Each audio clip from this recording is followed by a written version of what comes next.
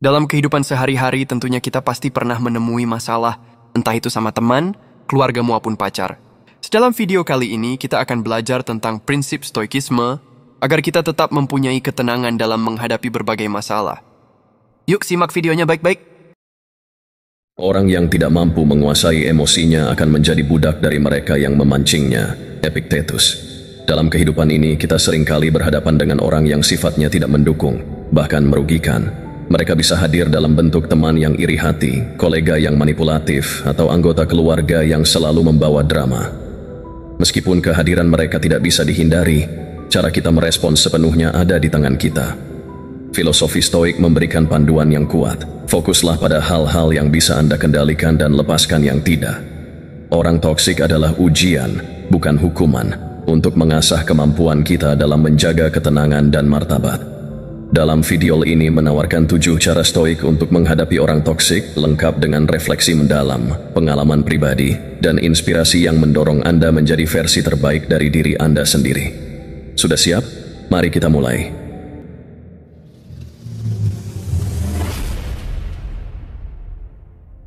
Pertama, kendalikan respon Anda, bukan perilaku mereka. Anda tidak dapat mengontrol angin, tetapi Anda dapat menyesuaikan layar Anda. Seneca. Filosofi Stoik mengajarkan bahwa kendali atas diri sendiri adalah sumber kebebasan sejati. Ini menjadi relevan ketika kita menghadapi orang toksik yang sering memicu emosi negatif, baik secara sengaja maupun tidak. Dalam banyak kasus, mereka menciptakan konflik atau drama yang menguras energi kita. Namun, seperti yang diajarkan oleh Stoik, kekuatan kita bukan terletak pada mengubah perilaku mereka, melainkan pada bagaimana kita merespons. Saya ingin berbagi pengalaman pribadi saat menghadapi situasi ini. Dalam pekerjaan sebelumnya, saya memiliki seorang kolega yang seringkali menyalahkan orang lain untuk setiap kesalahan kecil. Ia memanfaatkan rasa bersalah orang lain sebagai cara untuk menghindari tanggung jawab. Awalnya, saya merasa sangat frustrasi dan kerap bereaksi emosional, bahkan membela diri dengan penuh amarah. Namun seiring waktu saya menyadari bahwa konflik ini hanya membuat situasi semakin buruk. Kemudian saya mulai mempelajari filsafat Stoik dan menemukan panduan berharga. Jangan biarkan keburukan orang lain merusak kedamaian batin Anda. Epictetus. Saya mulai mempraktikkan ketenangan dalam menghadapi kolega tersebut. Ketika ia melontarkan kritik atau menyalahkan saya belajar untuk mendengarkan dengan tenang dan tidak langsung bereaksi. Saya memilih untuk merespons hanya jika diperlukan, dengan cara yang tegas tetapi tidak emosional. Menghadapi orang toksik seperti ini mengingatkan saya pada latihan Stoik yang disebut praemeditatio malorum, melatih diri untuk membayangkan kemungkinan terburuk dan mempersiapkan mental sebelum hal itu terjadi. Sebelum pergi bekerja, saya meluangkan waktu untuk berpikir, bagaimana jika dia mencoba memancing emosi saya hari ini? Bagaimana saya bisa merespons dengan cara yang bermartabat? Latihan ini membantu saya menjaga ketenangan bahkan dalam situasi yang menekan. Pada akhirnya, respons saya yang tenang menciptakan perubahan. Meskipun kolega tersebut tidak sepenuhnya berubah, ia mulai berhenti mengarahkan energinya kepada saya. Ini membuktikan bahwa dengan mengendalikan respons kita dapat mengurangi dampak negatif dari perilaku orang toksik. Filosofi Stoik mengingatkan kita bahwa ketenangan adalah kekuatan. Dengan tidak bereaksi berlebihan, kita menunjukkan bahwa kendali atas emosi kita sepenuhnya milik kita, bukan orang lain. Jangan pernah menyerahkan kekuatan ini kepada orang toksik, itu adalah senjata paling berharga yang kita miliki.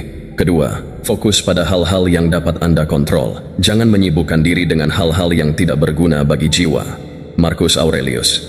Dalam kehidupan sehari-hari, kita seringkali terjebak dalam upaya sia-sia untuk mengubah atau memperbaiki perilaku orang toksik. Kita berharap mereka menjadi lebih baik, lebih peduli, atau bahkan lebih rasional.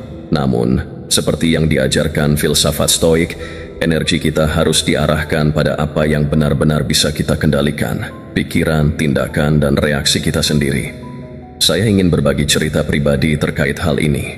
Dalam keluarga saya, ada seorang kerabat yang dikenal dengan kritiknya yang tajam.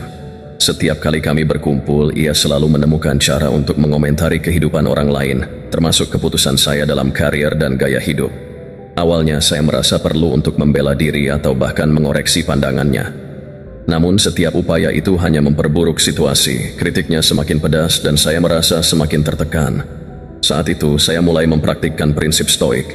Saya menyadari bahwa saya tidak memiliki kendali atas apa yang dia katakan atau pikirkan. Apa yang bisa saya kendalikan adalah bagaimana saya menanggapi kritik tersebut.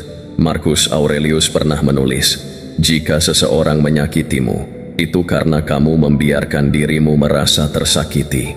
Saya merenungkan hal ini dan memutuskan untuk berhenti memberikan perhatian pada kritiknya yang tidak membangun.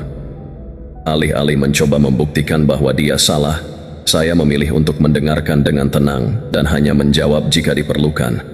Jika kritiknya tidak relevan atau bernada merendahkan, saya membiarkannya berlalu begitu saja tanpa merespons. Saya juga belajar untuk melihat kritik tersebut sebagai cerminan dari dirinya, bukan saya. Sikap ini membantu saya menjaga kedamaian batin meskipun dihadapkan pada situasi yang tidak nyaman. Filosofi Stoik juga mengajarkan pentingnya membedakan antara hal-hal yang berada di bawah kendali kita dan yang tidak. Epictetus mengatakan, "Jangan menginginkan hal-hal terjadi sebagaimana keinginanmu, tetapi terimalah mereka sebagaimana adanya." Prinsip ini sangat membantu saya menerima kenyataan bahwa saya tidak bisa mengubah orang lain. Yang bisa saya lakukan adalah memperbaiki cara saya memandang situasi tersebut. Dengan fokus pada hal-hal yang saya kendalikan, saya merasa lebih bebas dan tidak lagi terjebak dalam lingkaran frustrasi. Orang toksik mungkin tetap ada di sekitar kita, tetapi mereka kehilangan kekuatan untuk memengaruhi keseimbangan emosi kita. Kebebasan sejati terletak pada kemampuan kita untuk menjaga pikiran tetap tenang, terlepas dari kekacauan di luar. Ketiga, jaga jarak dengan bijak. Hal-hal luar hanya dapat mengganggu kita jika kita membiarkan mereka masuk ke dalam jiwa kita. Marcus Aurelius. Dalam menghadapi orang toksik, salah satu keputusan terpenting adalah menentukan seberapa dekat kita ingin berada di sekitar mereka. Filosofi Stoik mengajarkan kita untuk melindungi kedamaian batin dengan menjaga batas yang sehat. Ini bukan berarti kita membenci atau mengabaikan mereka, melainkan menjaga diri dari dampak negatif yang mereka bawa. Saya pernah memiliki seorang teman lama yang sering kali membawa drama dalam setiap percakapan. Awalnya, saya merasa wajib untuk selalu mendukungnya, terutama karena kami telah berteman lama. Namun, semakin lama saya menyadari bahwa interaksi dengannya lebih sering menguras energi daripada memberi dukungan yang sehat. Ia kerap mengeluh tanpa henti, meremehkan ide-ide saya, dan memanipulasi situasi untuk keuntungannya sendiri. Sebagai seseorang yang cenderung berusaha menyenangkan orang lain, saya merasa bersalah saat mempertimbangkan untuk mengambil jarak darinya. Namun, setelah merenungkan prinsip Stoik, saya menyadari bahwa melindungi kedamaian batin adalah tanggung jawab saya. Epictetus pernah berkata, "Jika seseorang ingin merusak tubuhmu, kamu akan melakukan apapun untuk melindunginya. Lalu mengapa kamu tidak melakukan hal yang sama untuk jiwamu?" Saya memutuskan untuk menjaga jarak secara perlahan, tidak dengan permusuhan, tetapi dengan mengurangi interaksi yang tidak perlu. Saya mulai menetapkan batas-batas yang jelas. Misalnya, saya tidak lagi merasa harus selalu menjawab teleponnya ketika saya sedang sibuk atau menghabiskan waktu mendengarkan keluhannya yang tidak konstruktif. Saya juga belajar untuk mengatakan tidak dengan tegas jika diminta terlibat dalam drama yang tidak relevan dengan hidup saya. Menjaga jarak dengan bijak tidak berarti memutus hubungan sepenuhnya. Saya tetap peduli, tetapi saya memilih untuk peduli dari jauh. Ini memberi saya ruang untuk bernapas tanpa terjebak dalam pola energi negatif yang ia bawa. Mengambil jarak adalah tindakan kasih terhadap diri sendiri. Filosofi Stoik mengajarkan bahwa kita memiliki tanggung jawab untuk menjaga lingkungan mental kita tetap bersih. Kita bisa mengasihi orang toksik tanpa harus terjebak dalam pengaruh buruk mereka. Seperti yang dikatakan Marcus Aurelius, orang-orang akan terus menjadi seperti mereka, tetapi kamu tetap memiliki pilihan untuk tidak ikut terseret. Melalui keputusan ini, saya belajar bahwa jarak bukanlah tanda kelemahan, melainkan tanda bahwa kita menghargai kedamaian batin dan waktu kita sendiri. Kita tidak perlu membenci orang toksik, cukup menjaga diri kita tetap sehat dengan menetapkan batas yang jelas. 4. Gunakan logika, bukan emosi. Jika sesuatu terjadi padamu, tanyakan ini pada dirimu sendiri. Apakah itu berasal dari diriku atau dari luar diriku? Jika dari luar, maka itu tidak berdaya terhadap diriku. Epictetus. Filosofi Stoik mengajarkan kita untuk memandang dunia melalui lensa logika, bukan emosi. Ketika menghadapi orang toksik, penting untuk tidak terperangkap dalam kemarahan atau rasa sakit yang mereka coba timbulkan. Sebaliknya, gunakan logika untuk memahami situasi dengan kepala dingin. Saya pernah menghadapi situasi sulit dengan seorang atasan di tempat kerja yang seringkali memberikan kritik yang tidak membangun. Setiap kesalahan kecil selalu diangkat ke permukaan dengan nada sarkastik di depan rekan kerja lain. Awalnya saya merasa terluka dan malu, bahkan sering pulang dengan rasa marah yang mendalam. Namun, filosofi Stoik mengubah cara pandang saya. Epictetus mengingatkan, orang tidak terganggu oleh hal-hal tetapi oleh pandangan mereka terhadap hal-hal tersebut. Saya mulai menganalisis situasi ini secara logis. Kritik atasan saya, meskipun disampaikan dengan nada negatif, sebenarnya berisi beberapa poin yang dapat saya gunakan untuk memperbaiki diri. Alih-alih berfokus pada caranya yang tidak menyenangkan, saya memilih untuk mendengarkan inti dari kritik tersebut. Saya memisahkan emosi dari fakta, lalu menggunakan fakta itu untuk bertumbuh. Salah satu praktik yang membantu saya adalah dengan mempersiapkan mental sebelum pertemuan kerja. Saya menggunakan teknik Stoik bernama dikotomi kendali. Dikotomi kendali. Saya fokus pada apa yang bisa saya ubah, yaitu kualitas kerja saya dan cara saya merespons kritik, bukan cara atasan saya berbicara. Saya juga belajar untuk tidak mengambil kritik secara pribadi, karena perilaku atasan tersebut lebih mencerminkan dirinya daripada saya. Dengan pendekatan logis ini, saya merasa lebih percaya diri dan tidak mudah terganggu oleh nada negatifnya. Bahkan, di beberapa kesempatan, saya berhasil menjawab kritik dengan cara yang sopan namun tegas, yang pada akhirnya membuat atasan saya lebih berhati-hati dalam memberikan komentar. Filosofi Stoik mengingatkan kita bahwa emosi adalah hasil dari interpretasi kita terhadap suatu peristiwa. Kelima, jika kita memberikan validasi pada negativitas kita mengambil alih kendali kejahatan orang lain bukan milik dengan mempraktikkan ini, biarkan itu merusak kehilangan kemampuan untuk mempengaruhi kedamaian batin kita. Salah satu taktik orang adalah mencari validasi dalam menghadapi situasi perilaku negatif mereka. Kita membangun ketenangan dan kekuatan dalam diri mengeluh tanpa solusi atau terus-menerus menuntut perhatian dengan cara yang tidak sehat. Filosofi Stoik mengajarkan bahwa kita tidak boleh memperkuat pola ini dengan memberikan reaksi yang mereka cari. Dalam pengalaman pribadi saya pernah menghadapi seorang teman yang seringkali memulai percakapan dengan nada pesimis. Setiap usulan yang saya berikan tentang cara mengatasi masalahnya selalu ditolak dengan alasan bahwa situasinya terlalu sulit atau tidak ada jalan keluar. Lambat laun, saya menyadari bahwa ia bukan mencari solusi, melainkan mencari seseorang untuk membenarkan narasi negatifnya.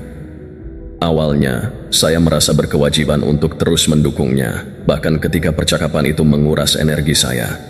Namun, setelah membaca tulisan-tulisan Stoik, saya mulai memahami bahwa memberikan perhatian berlebihan pada negativitas orang lain sama saja dengan menyiram api alih-alih memadamkannya. Seneca berkata, kamu tidak berutang apapun kepada mereka yang memilih untuk tenggelam dalam penderitaan mereka sendiri.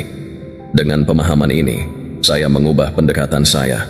Alih-alih mencoba menenangkan atau membenarkan keluhannya, saya memilih untuk menanggapi dengan tenang dan fokus pada solusi praktis. Jika ia terus menolak solusi atau mengulang pola yang sama, saya mulai menarik diri dari percakapan tanpa merasa bersalah. Saya tetap peduli, tetapi saya tidak lagi memberikan energi pada sikap negatifnya. Prinsip Stoik juga mengingatkan kita bahwa validasi terhadap hal negatif seringkali memperpanjang siklusnya. Jika seseorang toksik mencoba memprovokasi Anda dengan kemarahan, rasa iri, atau kritik tanpa dasar, jawaban terbaik adalah diam atau menjawab dengan ketenangan. Ketika mereka tidak mendapatkan reaksi yang mereka harapkan, perilaku mereka kehilangan daya tarik. Dengan tidak memberikan validasi pada negativitas orang toksik, Anda melindungi kedamaian batin Anda. Lebih dari itu, Anda memberi mereka peluang untuk menyadari bahwa pola mereka tidak produktif. Seperti yang dikatakan Epictetus, jangan menjadi bahan bakar bagi api yang tidak perlu. Berikan perhatian Anda hanya pada hal-hal yang membangun dan lepaskan apa yang tidak. Keenam, latih empati tanpa terlalu terlibat. Tidak ada yang dapat merusak kedamaian batinmu kecuali kamu yang membiarkannya. Epictetus. Dalam filosofi Stoik, empati adalah salah satu sikap yang penting untuk mengatasi kesulitan interpersonal, termasuk dengan orang toksik. Namun, empati Stoik tidak berarti terlibat emosional atau membiarkan diri kita dimanfaatkan. Sebaliknya, empati Stoik mengajarkan kita untuk memahami kondisi orang lain tanpa membiarkan itu merusak ketenangan kita. Saya pernah berhadapan dengan seseorang yang sangat toksik di lingkungan kerja. Ia seringkali memanipulasi situasi untuk kepentingan pribadi dan memperburuk suasana tim dengan pesimisme yang tak berujung. Pada awalnya saya merasa sangat kesal dan ingin menjauhkan diri darinya sepenuhnya. Namun setelah berpikir lebih dalam, saya menyadari bahwa ada faktor-faktor tertentu yang mungkin mendasari perilakunya, seperti rasa cemas dan ketidakamanan yang mendalam. Filosofi Stoik mengajarkan bahwa orang yang berperilaku toksik seringkali dipengaruhi oleh ketakutan atau ketidakbahagiaan mereka sendiri.